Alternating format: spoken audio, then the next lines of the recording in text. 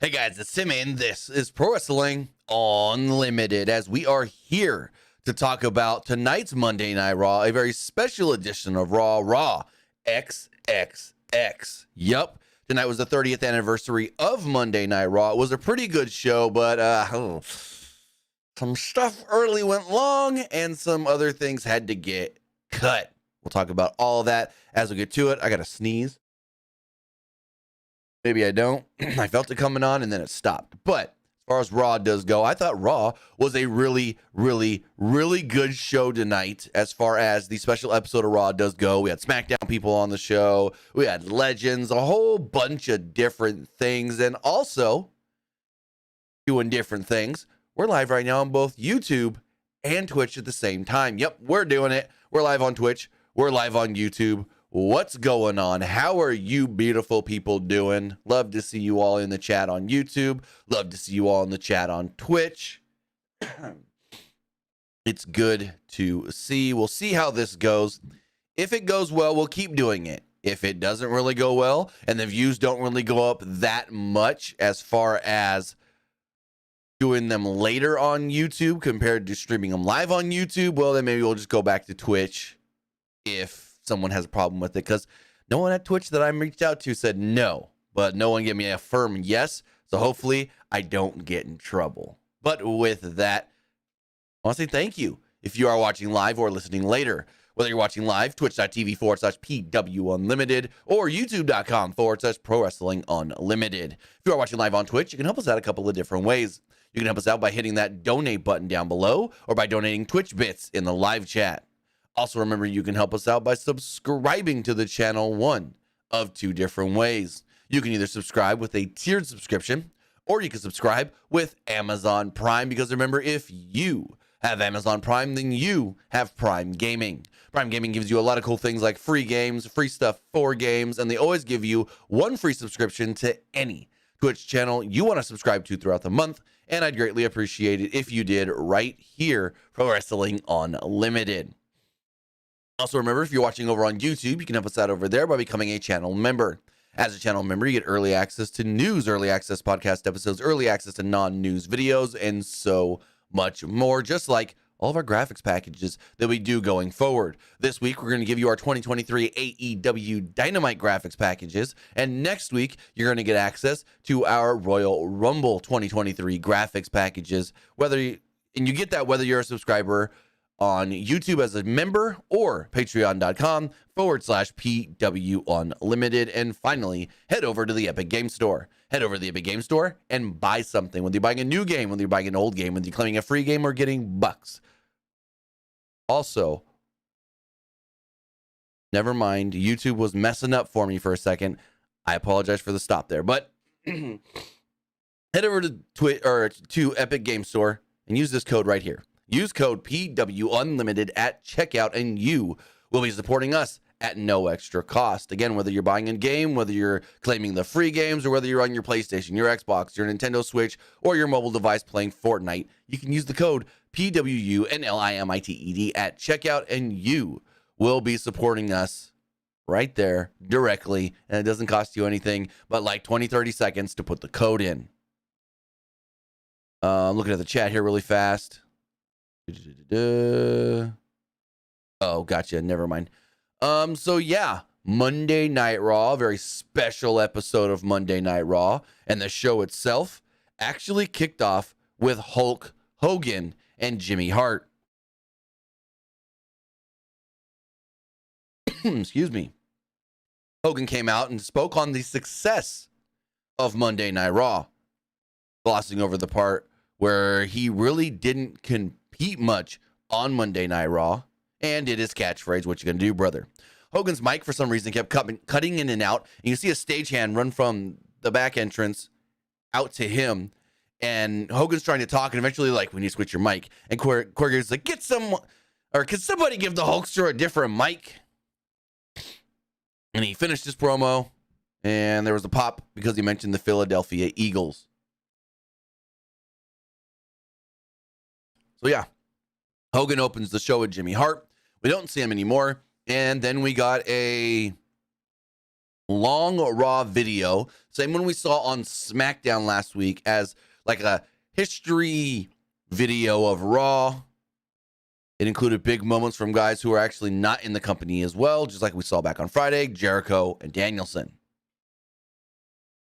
So the show opens up with the trial of Sami Zayn, or the tribal court, whatever they wanted to call it. They called it a couple of different things. And so Roman Reigns' music hits, which gets a great big pop from the crowd in Philly, and the bloodline with Sami Zayn all come out together. Zayn looked rather remorse.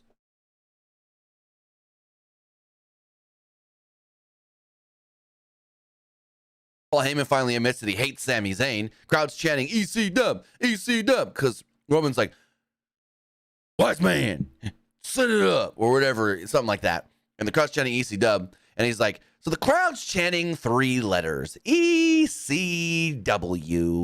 Well, my tribal chief, ECW is dead, and I wish Sami Zayn was as well. Crowd booed and then cheered, Sammy, Sammy, Sammy. So I'm like, oh, damn. Oh, damn. So Heyman called Zayn a Judas and a betrayer who has been conspiring with Kevin Owens since day one. Zayn has been leading them on to feel like the fans of the Eagles, who are about to lose to Brock Purdy and the San Francisco 49ers.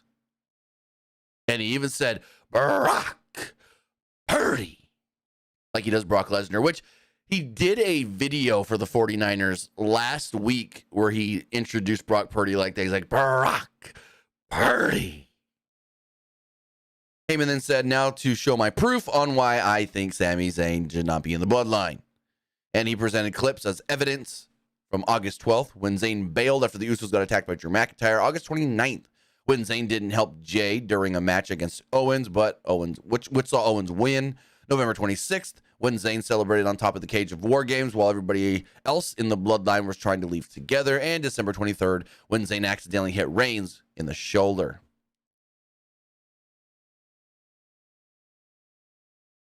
Heyman wondered if Zayn was planning an assassination of Reigns so he could become the new leader and head of the table. Heyman said that the court should find Zayn guilty. They then asked Sami, well, what's your defense? And Sami said he had a whole defense lined up, but then admitted it hurt hearing Heyman say all of these things. He's like, I thought we were cool. You said this to me and this to me and this to me. And he said things about different things or whatnot, but I don't know the right terms to say. And he said he was offended that he would be put on trial to defend himself. He emphasized how much it hurt and said, quote, my defense, well, is I have no defense. And he tossed the mic and sat down. This enraged Roman Reigns. And he said, excuse me, I give you all of this. I bring you into my family. I this and that. You don't even fight for it. You just whatever it. You give it up like that, this and that. You know what? No, you don't deserve to be with my family solo.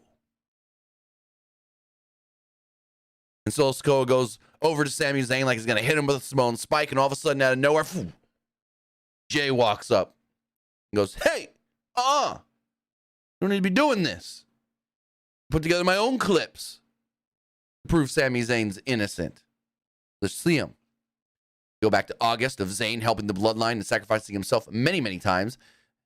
Like helping the bloodline retain the titles, as far as the tag titles and the world title, attacking Kevin Owens in the actual War Games match and so forth, taking an F5, or no, not an F, maybe it was an F5. I know he took a German from Brock instead of Roman, so a lot of different things. And Zayn appeared emotional, seeing the footage, and the crowd cheered. Jay said that he's taken so many bullets for us and our family that he might as well be bulletproof Sami Zayn. And Zayn never gave up on him, even when Jay didn't like Sami. Jay asked everybody to put their ones in the sky if they wanted Sami to stay in the bloodline. The fans all put their fingers up, and Jimmy did as well, but not Solo. Reigns and said, you know what? I'm going to change my verdict. You're not guilty for now. Reigns wanted Zayn to thank Jay for buying him some time. Reigns suggested that Sami leave. Sami Be proud of what happened here tonight. But don't show up on SmackDown because I don't want to see you again till Saturday. I don't want to see you till the Royal Rumble. Don't even think about going on any other show until then. And Roman, that's the one thing I didn't like about this. I thought the segment itself was pretty good. But then when Roman's just all of a sudden just like, yeah, okay, I'll change my mind. I was just like, I don't know. I don't know about that one as far as the whole, I just changed my mind. Whatever. Cool. It just seemed a little too wishy-washy. Like, well, Heyman told me this thing, so I'll agree with Heyman. Oh, well, Jay said this, so I'm just going to agree with Jay. Whoever says something last, I'm going to agree with them. So, yeah. So, I thought it was good, but kind of weak in the end.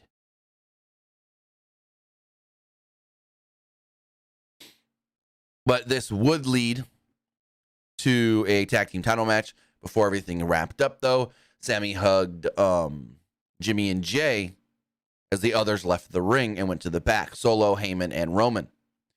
So this goes about 30 minutes, maybe 20 if you cut out because it was 30 minutes past the top of the hour. So if you cut out the early stuff, if you cut out the Roman or the Hogan stuff, the video package and the Hogan stuff, this probably went 20 minutes. And according to a new report from Fightful, we're going to read right here, they stated the following regarding this segment. An audible had to be called during Raw 30. The original planned Becky Lynch versus a Bayley steel cage match was very abrupt, leading many to wonder if it had changed. Fightful has confirmed that the match and entrances were supposed to get 2 segments. However, the opening segment with the Bloodline trial ended up going long and several segments needed trimmed. We're told this affected the Bayley vs. Becky Lynch match the most, and they either could work an angle to set up to a full-on match or end up doing a cage match that lasted a minute or 2. The end result was the angle that we saw. So people online were going, oh, someone's got to be hurt. Is Becky hurt? Is Bayley hurt? And they can't actually do the match? No, that's not the actual case. Nobody's actually hurt. Nothing actually happened other than the Bloodline stuff all went long. And so this match just had to be cut. Had to be basically cut out. Let me fix my camera really fast. Because the Bloodline went long. So they said, you know what? Screw the women's cage match, even though so many people, and I mean so many people, watched the show for that tonight. Many were like, man, this is the reason I watched. This is the reason I tuned in. So that's unfortunate for them, and it looks like maybe they tried to redo the cage match at a later date, but they kind of can't now because the whole thing of the cage match was to keep out Damage Control. Damage Control got involved, this and that. So cage match, it's cut. Kibosh no longer there. It's a bye-bye. It's a bye-bye. So a major change had to be made during tonight's Raw. Unfortunately. Like, that really stinks for Bayley and Becky, because I bet you that match would have been so good. So good. And now we're never, well, yeah, I wouldn't say never, but we're most likely not going to see that match. At least not for a very long time. Which is, again, very, very unfortunate. I have too many things open on my computer right now. Give me 1 second. And we are good. So, we go into a Raw Tag Team title match. Not an undisputed WWE Tag title match. No, the Raw Tag titles are the only titles on the line. Just the Raw titles. Because, if you remember, Judgment Day won the, what's the word I'm looking for?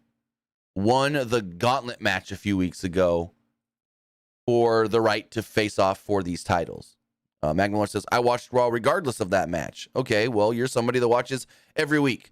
But I saw a lot of people on Twitter going, that was, and it's not that they only watched because of that match, but they're saying that was the match, the cage match with the women was the match they were looking most forward to. That was the one that if they weren't somebody that watched every week, that match would have got them to watch this week. That's what I was trying to get at, Magma Lord.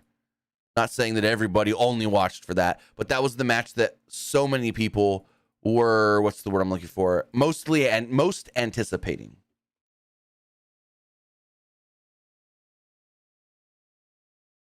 As far as the tag title match goes, they did a great job here swerving me. Because I thought at one point Jimmy may have actually been hurt, but he wasn't. Good on them. And they tried to and did really make Sammy look really good as far as helping the bloodline here. So Priest wipes out both Usos with a flip dive early. And he hits Jimmy with a lariat for a 2. Dominic then tagged in, and they did a Doomsday Device for 2. Jay tagged, and the Usos handed over super kicks, which led to a 2 count on Priest. Balor dropped Jay on the top turnbuckle, so the referee tossed him. He said, hey, you're gone. Because remember, it was Priest and Mysterio. No, Hara Bubba is not tag team turnover. I know what you're saying, but don't try to correct me if you're not even going to correct me correctly. It was a gauntlet match that they called tag team turmoil, but I said gauntlet match because that's what the fuck it was, a gauntlet match. Priest countered a splash into a cradle for a near fall. Jay superkicked Priest, and Jimmy followed this up with a splash for a very close near fall. Jimmy then hit a suicide dive, but came up, quote, injured, and the ref threw up a X symbol to say that he's hurt. Officials ran down to check on him. Adam Pearson said, so what are you telling me? He can't continue? He can't keep going? He can't do this match? And they're like, no, he can't. And he goes, okay, well, if you can't continue the match, you forfeit the match, which means the Judgment Day wins. And because it's a title match, you will be forfeiting the Raw Tag Team titles. And so Priest is like, yeah, give me my belts. Give me my belts. And Sammy steps in and goes, whoa. What if I step in for Jimmy? What if I take his place to finish this match? Adam Pearce thinks about it for a second and goes, well, you know what? I did do the same thing for Judgment Day last week, so yeah. Or 2 weeks ago. But yeah, so, okay. We'll do it. Sami Zayn will replace Jimmy Uso for the rest of this match. So Zayn took out Judgment Day with a dive, but was distracted by Priest, allowing Dom to apply a schoolboy with his feet on the ropes for a near fall. Ripley distracted the ref, allowing Priest to choke slam Zayn, and Dom made the cover for an extremely close near fall. Jay then popped back in and handed out some super kicks, but stopped short of super kicking Ripley. The distraction allowed Dom to shove Jay into a 619 position. Dom followed this up and hit a 619, then a frog splash, and Sammy broke up the pin. Zayn then made a blind tag before Jay super kicked Dom. Jay and Zayn then gave Dom the 1D. Sammy pinned Dom and picked up the victory to help the Bloodline retain the Raw Tag Team Championships. And what did I tell you guys for weeks now? They're going to make you think they're splitting up the belts, but the Usos aren't going to lose. The Bloodline's not going to drop the titles. So there we go. The Bloodline still Raw Tag Team Champions. So as we move forward in the back, a serious Roman Reigns was glad to see what happened. Glad to see Zayn did the right thing, but still don't want to see him till Sunday or Saturday. I mean, remember, pay-per-view on Saturday. So this segment kind of sucked. It was kind of dumb. JBL and Corbin ran into the Godfather backstage, who was acting as a bouncer. Godfather was happy to see JBL and goes, who's this stooge you got with you? It's Baron Corbin. Barry Corbin? Who's Barry Corbin? He goes, no, Baron Corbin. He's my new protege. JBL wanted into their establishment. He goes, you guys are doing a, what's it called? You guys are doing a poker tournament. We want in. And they're like, he's looking, Godfather's looking. Godfather's like, he's not on the list. He's like, excuse me?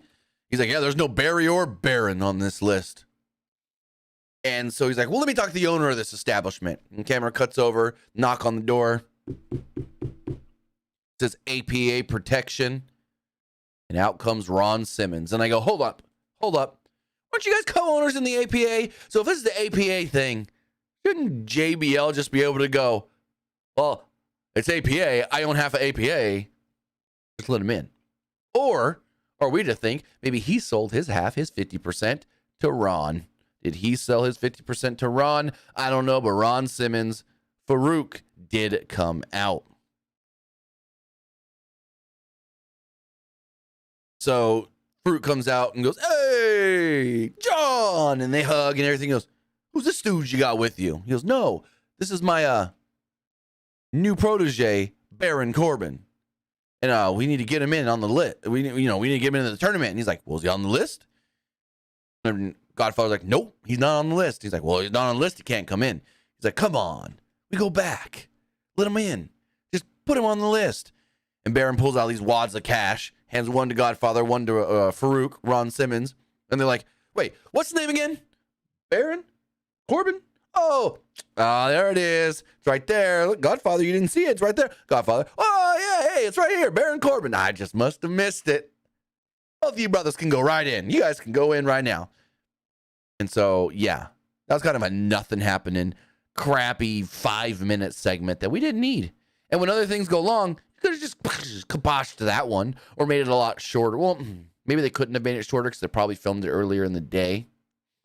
But still, like, you could have cut that. And then, trust me, there was some stuff you could have cut out of this goddamn show to get Becky and Bayley in that cage.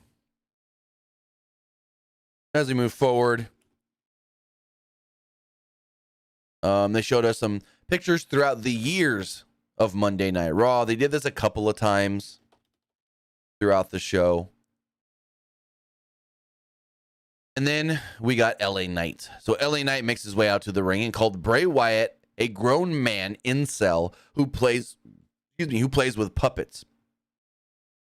Knight said that Wyatt was living off of his past, just like the legends that are here tonight and in the back, and called out any of them to get a piece of him. The lights go down, the music hits, and we get the Kid Rock American Badass theme playing as the Undertaker comes out on a motorcycle. We get the American Badass Undertaker coming out, rides the bike down, goes around the ring. He does the whole slap the side of the bike. He does all that. And correct me if I'm wrong, he didn't say a word on the mic. So Knight jumps out of the ring and he goes, hey, Taker. So I heard you said about this current generation locker room that they're soft, and I would agree with you. But he also informed him that, but I'm from the last set of guys. I'm not from this new generation that you called soft, so I'm not soft. Knight then threatened to take Undertaker to the Undertaker, but then decided, I'll just let you off the hook. Knight was about to leave as he was walking up the ramp when the lights go down. The lights go down, and all of a sudden we see the lantern, and there's Bray Wyatt. So Knight kind of scampers back to the ring and into the ring for some stupid ass reason. Taker then grabs him for a chokeslam, but instead shoved him into Wyatt, who hit him with his Sister Abigail, which I kind of like. I wouldn't have liked LA Knight taking the chokeslam right before Royal Rumble, but Bray hitting his move, it just ties it all into the pitch black match so that we still don't know what it is.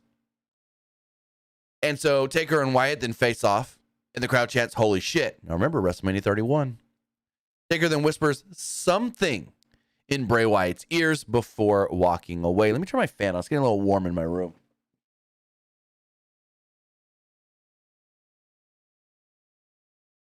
So that was a cool segment. We got the American Badass Undertaker. They played the Kid Rock version of his theme, not the Limp Bizkit. Keep it rolling, rolling, rolling, rolling. What? Keep it rolling, rolling, rolling, rolling, fellas. So, both are cool. I am an American Badass. Like, both are really cool. So we go back to the poker tournament, and DDP wins a hot hand. Alundra Blaze thought she won. And she's like, full house, king's high. And DDP's like, no, straight. And they're like, well, straight don't beat a full house. He's like, I do, and it's a straight flush. And so he wins the money. Corbin's at the table. Gable's at the table. Otis is at the table. Now, if you remember, first hour was commercial free. And I felt like even with that, they didn't like super heavy, maybe the third hour a little bit, but the second hour, they didn't like overload with commercials. Maybe the third hour was a little heavy because that main event got way more commercials than I expected. But Damage Control comes out. We already kind of talked about this. Damage Control comes out for the cage match that didn't even happen. Becky was getting ready to come out, and as she was walking up the stairs to get into the cage, she noticed out came Damage Control. She tried to fight them off, but it ended up 3-on-1, and it was too much for her. They chucked Lynch into the ring and locked the cage door and just beat the crap out of her. Till Adam Pearce actually ran down with other officials. Pearce eventually broke the lock with some lock cutters, bolt cutters. And as he jumped in the ring, Damage Control climbed out of the ring over the top. Bayley and everybody's posed on the top of the cage, and that was really it. So it really sucks for Bayley and Becky that they didn't get to do the cage match. Yet we got a fucking long-ass Charlotte Flair segment, and we got a Sonya Deville Bianca Belair match. What? No. You're telling me that we did a 3-segment deal with Bianca, Charlotte, Sonya, and Alexa instead of the cage match? Like, you could have just done the cage match. Didn't cut the Charlotte thing because we didn't even know Charlotte was going to be there. Just have Bianca, or maybe they could have done the Charlotte thing. Bianca comes out, Sonya comes out, she wants to face one of them, and Adam Pearce comes out and goes, no, you ain't getting the match. I've already told you plenty of times you don't get to make stuff up here. You don't get to make rule, leave. You're a SmackDown wrestler anyways. And then like Alexa could have popped up on the screen, and they didn't have to do the match that went through a commercial break, Bianca and freaking Sonya. No. So it's like, come on. Then we got a pretty long segment here. We got D-Generation X and Kurt Angle and Teddy Long setting up a 6-man tag. So DX's music hits, and out comes Triple H, Shawn Michaels, X-Pac, Road Dogg, and then someone's like behind all of them, and we figure out it's Kurt Angle. So Road Dogg was about to do their usual stick, and he goes, the tag team, 6-time WWE tag team champions of the world, the badass, or the Road Dogg, Jesse James, the badass Bill. You ain't Billy Gunn. And instead he points at Kurt, thinking that was Billy. And they all act surprised that he's there. Angle's like, hey, I always wanted to be part of DX, and the crowd laughs. Angle then removed his shirt to reveal a DX shirt. Triple H then took over, and he's like, for the thousands in attendance and the millions watching at home, let's get ready to... Out comes Imperium. And I'm like, hey, I don't hate this. The Continental Champion Gunther, flanked with his Imperium buddies, Ludwig Kaiser and Giovanni Vinci, make their way out to the ring. Kaiser said, quote, shame on all of you for all the filth and nonsense. Gunther called them degenerates who insult his precious sport. Gunther said that he was here to clean up this great sport that they love. Gunther wanted them out of his ring unless one of them wanted to fight him. And Triple H goes nose to nose with Gunther and goes, I've already said it, I'm retired. They look over at Shawn, and Shawn's like, I ain't doing it. And like, Road Dogg kind of goes to step up. And then he's like, yeah, no. And Triple H, yeah, stand back there, Butterbean. Referencing that Road Dogg's gaining some weight. And then X-Pac kind of steps up, looks at him and goes, you know, any other day I would, but I got shin splints right now, so maybe I shouldn't. And they're like, but do we have somebody else that would want to face him? And they look at Kurt, and Kurt's like, oh, yeah, no, I ain't fighting him. And they're like, huh, well, we may have somebody else. And then we hear, burn it down.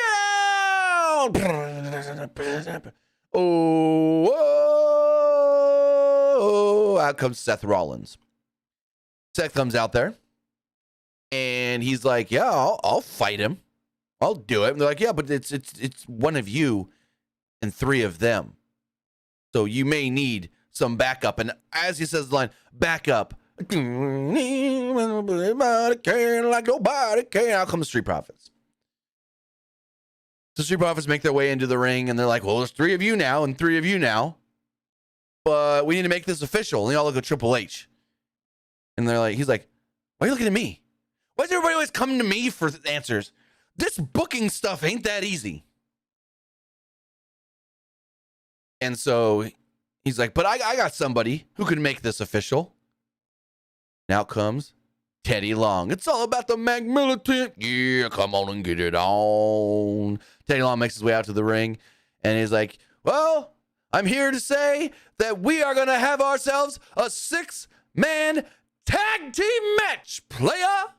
And they cut back to the ring, and Seth Rollins loses his shit, busting up laughing when Teddy Long says his line. A 6-man tag team match, player. Like, Seth was over the moon, fucking marking out. But then DX goes, but we need one other thing. And they're like, huddle. And Kurt's like, I got an idea. And like, Kurt, stay over there. We're talking. And they're like, and Kurt's like, but I have an idea. And they're like, Kurt, hold on 1 second. We're trying to come up with no, I have an idea. Look. And he takes off the DX shirt to have a referee shirt on. And they go, oh, okay. And Sean goes, well, he can be the referee then. And Triple H's like, sure. So it's Gunther and Imperium against Seth Rollins and the Street Profits with Kurt Angle as a special referee. We go to break, and when we come back, another legend is out there as Jerry Lawler was added to commentary. Jerry Lawler pretended like he didn't know who Kevin Patrick was, and he's like, who are you? Who's this guy, Corey? And Kevin Patrick says a couple things, and he mentions the kickoff show. Well, Jerry Lawler says, I'm going to be on the kickoff show this Saturday for the Royal Rumble, so I've got a little while before I have to fully make up my mind on my picks for the Rumble. And Kevin Patrick's like, yeah, King, we've worked together on the kickoff shows plenty of times in the past. And he's like, yeah, I still don't remember you. So the match was fun. I think it went 13 minutes. And I think it would have been better if it was just Seth and Gunther. Like a straight up Seth Rollins versus Gunther match would have been awesome. Also, Jerry Lawler being like, is it Gunther or Gunter?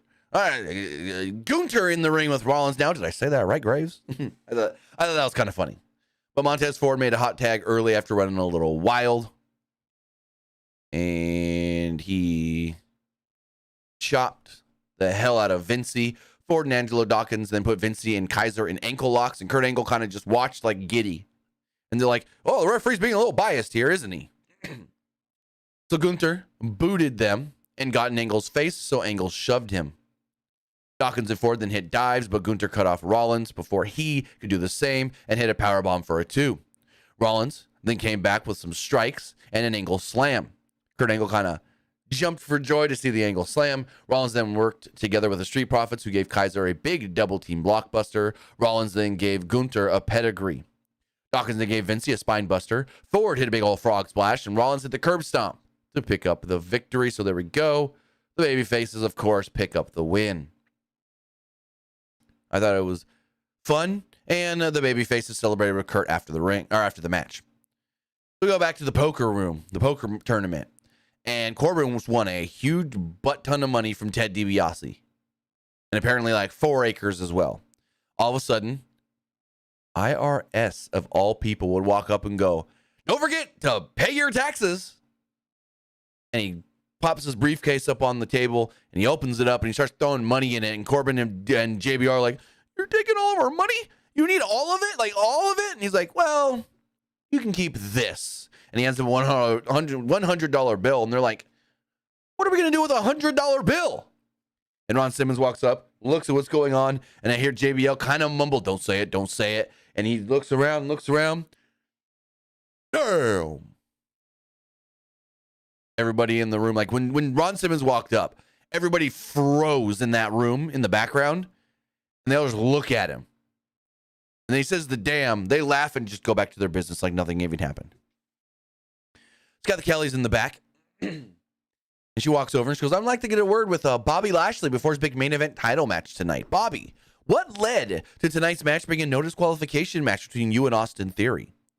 Lashley said that this has happened because he doesn't want any excuses from Theory. Theory can't escape, and Lashley can't be blamed for what he does. The only reason he wasn't still the champion was because Brock Lesnar. And he plans on tearing Theory all apart. Now, that was a very, very big tease when he said, I'm not the champ right now only because of Brock Lesnar. Called foreshadowing in your storytelling. So MVP all of a sudden shows up and says, I got no doubt you're going to win your title back, champ. Then after, we'll go to the VIP lounge, we'll celebrate, we'll get some drinks, we'll do all this kind of stuff. And Lashley's like, okay, but I don't want your help. I didn't need your help in Omos's help last week, and I certainly don't want you out there tonight. I can handle my own business. And MVP's like, oh, whoa, okay then. Then out would come Ric Flair.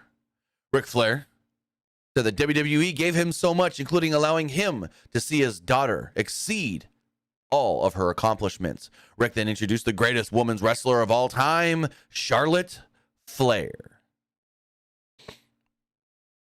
Now, before I get into this, I'm going to play a video. I don't think I should get claimed for it or anything. It's the Instagram live things from the Bellas.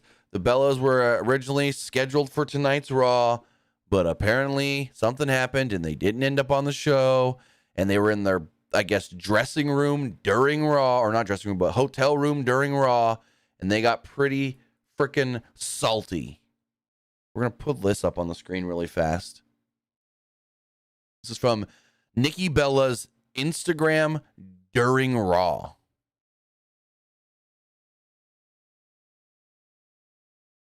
Another good memory on Raw. How didn't they showcase anything from the women's evolution? But also the way we did our matches Because on Sasha there, Banks did it, and they're like, we can't. and the Bellas, there's a bunch of us. And Mercedes is too over, and we can't say her name. There's a couple other girls and Rhea. There's a bunch of us they don't want to show. That's fine. That's fine. That's fine. When you do what they don't want to do, they not don't what you show don't do, you. it's what you do. You know, another good memory on Raw. How didn't they showcase? So that was interesting. That was a very interesting thing for the Bellas to do and say. They went live on their Instagram during Raw and then crapped on WWE basically for not properly. And I agree. They could have shown more women's stuff as far as the history of Raw does go. But they crapped on them. Like, yeah, you can't show Rhea, Saraya Page. They won't show Sasha Mercedes because she's killing it and they're jealous. Like, no, come on. No, don't be some salty little women out here because something happened and you got cut. They probably were scheduled for the show, at the show, and this is just me assuming, and possibly when the Roman Reigns bloodline stuff went long, their segment got cut, so they immediately went back to the hotel. You can tell Brie just got out of the shower. So, yeah. I don't know, or I don't think it's going to lead to anything, but it's just like, come on. Really? Really? Anyways, Charlotte comes out. So SmackDown Women's Champion makes her way out to the ring. She said Raw was where the women's revolution began and turned her from a diva to a 14-time women's champion. Charlotte said that I couldn't have done it without beating all these other women, so I want to thank them like Ronda Rousey, Brie Bella, Nikki Bella, Asuka, and Rhea Ripley, all who helped me become who I am today.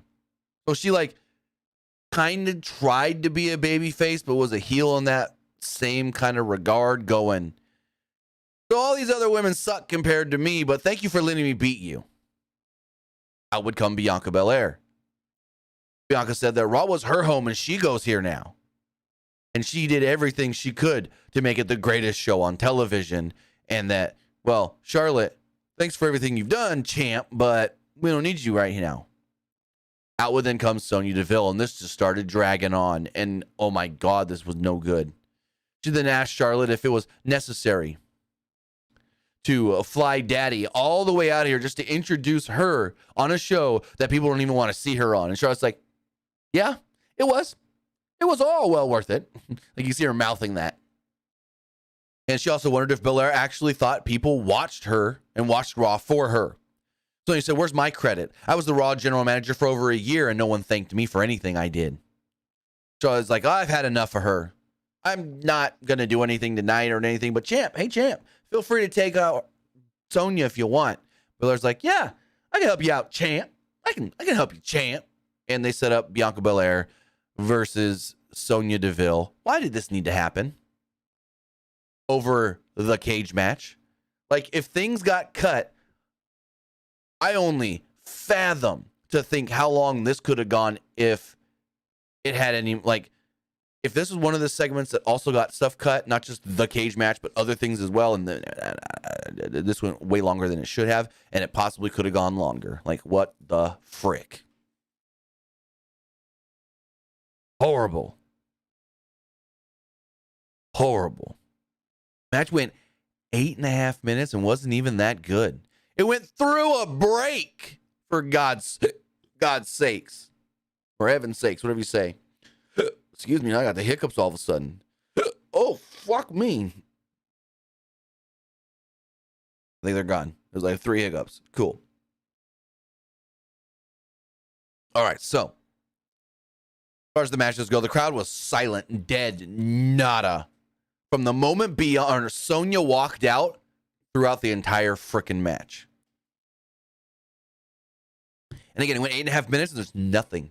And I mean nothing to even talk about because most of this was during commercial. So, all I'm going to say is Sonya got beat. She lost to a KOD and got pinned. And if they're going the route I think they're going, Sonya possibly getting a title match against Charlotte at some or Royal Rumble, why have her get beat on Monday? This made absolutely no sense. Hopefully she's not getting the title match at the pay-per-view because it's like, what? She already lost to Charlotte in a title match. She then loses to Bianca in a non-title match. Like, come on. Come on. Who cares?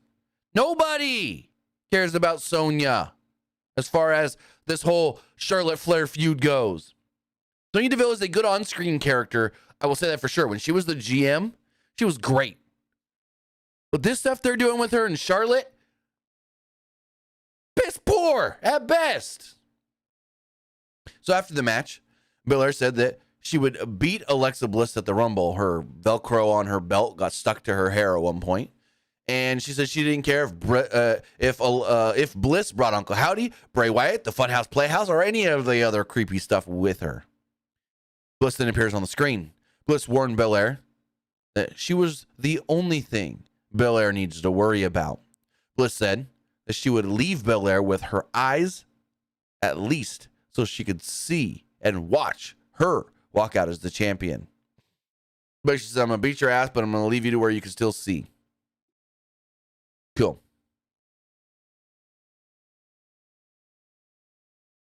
There's a new Cody Rhodes video. Very good one. I heard Jeremy Borash is behind all of these. He said he was carrying everything into the Royal Rumble, not just his most recent setbacks, but everything. Being in the ring is like oxygen, he said, and I need to breathe again. I loved that line. He said, quote, I'm going to read it again. Being in the ring is like oxygen, and I really need to breathe again. So Miz comes out, and this was a nothing segment. Like, I get it. They wanted to get Kevin Owens on the show, but Owens didn't speak, didn't nothing. Well, he did speak now that I think about it. I don't know why I didn't think about it. I forgot about that, but he did speak briefly. Miz was in the ring ahead of the main event, and he was pissed off that he didn't get a Miz TV segment or even a title match on tonight's special Raw for everything he's done on Monday Night Raw. He ran in and raved, and the crowd stood up and started cheering. He's like, yeah, get to your feet for me, The Miz. And the crowd goes even louder. And in walks Kevin Owens wearing a J armband for Jay Briscoe. And so he's cheering, or the crowd's cheering, and all of a sudden, Miz gets turned around by Owens. Owens hits him with a stunner. Owens said that Reigns has held the WWE title hostage for 2 years. Now, that's an interesting way to say it. The WWE title. Is this match only for one belt? I don't think so. It's for the undisputed both, but interesting verbiage. Owens then gave his word that he would do everything he could to change that and give everybody a champion they could be proud of. Owens says that he would keep on fighting until he had nothing left or he would die trying. He went to leave, turned around, Miz stood up, he gave Miz another stunner, and then he walked out. They would then go on to run down the card for the Royal Rumble. So far for the Rumble, we have the 30-man Royal Rumble match, the 30-woman Royal Rumble match, the Undisputed Championship match with Roman Reigns versus Kevin Owens. But again, interestingly, I think even Corey Graves said WWE title match. So is the Universal title going away and it's just being absorbed as the WWE Championship now? I don't know. Interesting. We have the Raw Women's Championship on the line. Bianca Belair will defend against Alexa Bliss, and the Pitch Black match as Bray Wyatt will take on LA Knight. Also forgot to mention, Alicia Taylor from NXT was doing the ring announcing. Mike Rome was not there. Correct me if I'm wrong. I think Mike Rome got married over the weekend. So that's why he wasn't there. I can double check on that.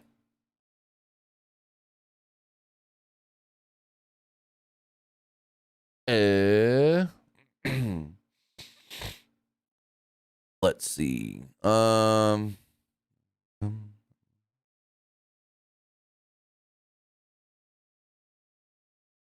me see really quick.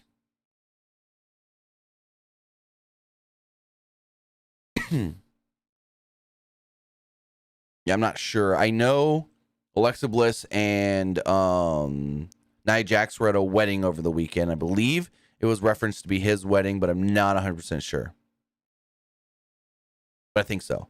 Then we had our main event that went 14 and a half minutes, a no disqualification match for the United States Championship. Mr. Banks says Kevin isn't fighting for both belts. I believe he is, but they kept saying tonight just WWE Championship. And let me go on WWE's website, the Royal Rumble page, and just see what it's listed as. We go shows, Royal Rumble. Preview the main event. Well, the main event, but yeah, no, WWE.com still says Undisputed WWE Universal Championship. So maybe they were just saying WWE Championship because it was easier to say. I don't know. As far as this match does go, I really liked it. Even though the only thing that happened since the last break was Lashley's entrance, they went to break 69 seconds into the match. Like, what? Why'd they go to break so quickly? Anyways. Mr. Banks says, also, Tim, did you the graphics for Elimination Chamber? What do you mean? Did I make Elimination Chamber graphics? Because I do have graphics for Elimination Chamber already. I'm just going to update my ones from last year, but, you know, update them so they're not the exact same, but possibly similar. And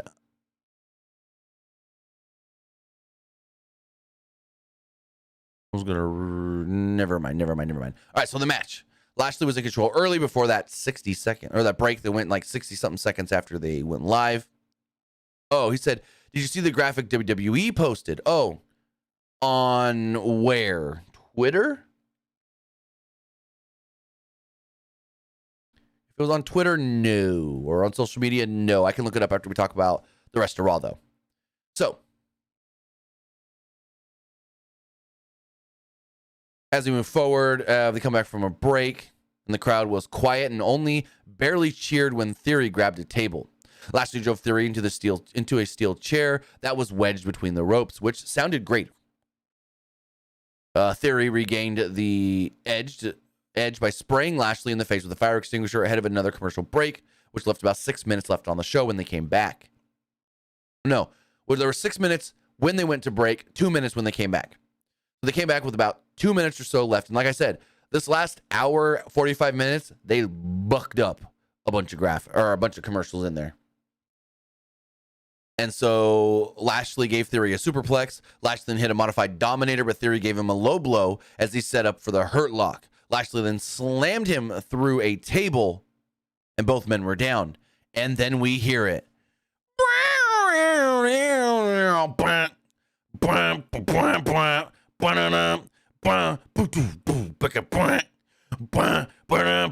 comes Brock frickin' Lesnar.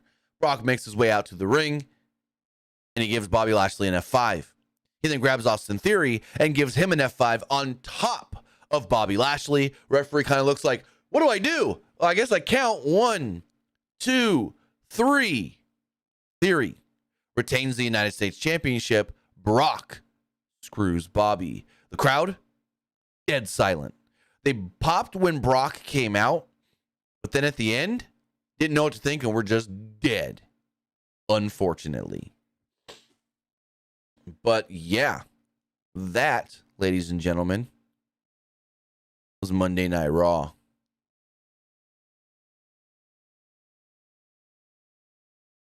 So we'll see what all else happens going forward. Whoa, whoa, whoa, whoa, whoa. What is this? Actually, this might be, I'm going to look into this later. Anyways, so that was Monday Night Raw, ladies and gentlemen. Not a bad show at all. Like, I thoroughly enjoyed it. I really, really, really enjoyed this episode of Monday Night Raw. But now let me see. Banks says about these new graphics. You know me, graphics. What I love. Let's go see these Elimination Chamber graphics. See if I can find them really fast. There's a new Brock Lesnar shirt as well. It says Feed the Beast. We also, I didn't mention it, but we got another, because, you know, everything came out this morning regarding WWE 2K23, and there was a trailer for it. We got an even bigger, better trailer with gameplay footage. I don't see an Elimination Chamber graphic on their Twitter. Where'd you see it, Bangs? It was one of Sami Zayn. Forgot where I saw it. Oh, okay, gotcha. Well, I could just do this. I could probably just, let me see. Elimination. Well, the rumor for Elimination Chamber is that the main event is going to be, okay, I see it. So, okay, it wasn't a, okay. I see what it is now. I'm going to pull this up on the screen. If this is the same thing you saw. So the company that does printing for WWE, or at least is for Elimination Chamber, printing stuff onto the chairs, basically showed that the chair is all Sami Zayn. We'll pull this up on the screen really fast. So this might be what Bangs is alluding to. This graphic right here. It's, if you go and you sit on the lower level in the first like 4 or 5 rows, you get a special chair. This is the special chair. It is Sami Zayn looking like he is trapped inside of an Elimination Chamber pod.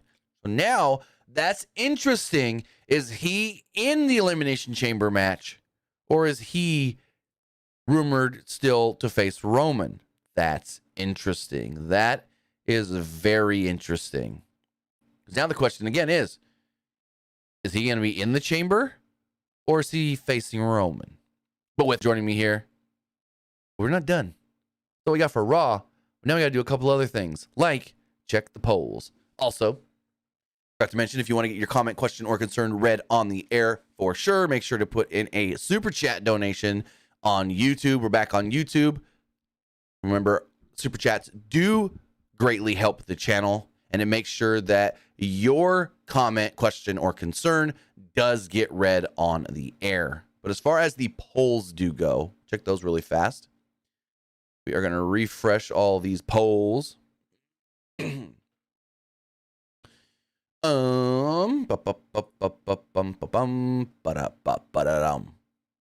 as the Twitter poll does go, we'll do the Twitch poll first. Twitch poll. 90% liked the show, 10% didn't.